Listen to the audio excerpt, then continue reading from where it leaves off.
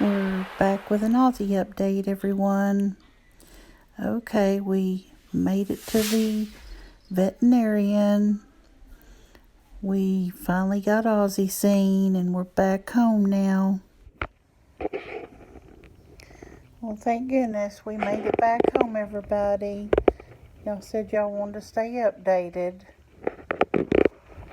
So Aussie's sitting here resting on my chest. They had to give him 2 shots. And now he's got 2 medications to take by mouth. We'll give it to him twice a day. Starting tonight, we'll give it to him tonight, and then in the morning and at night, and do that for 10 days. He said if he got worse, we could call him and make a different plan. They did an x-ray. He said everything looked okay on the x-ray, but his tummy looked a little swollen.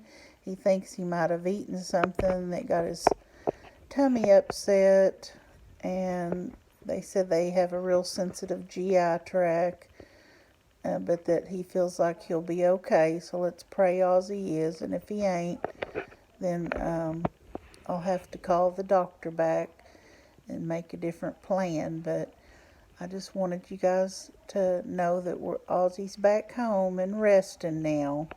So bye for now, and we love y'all.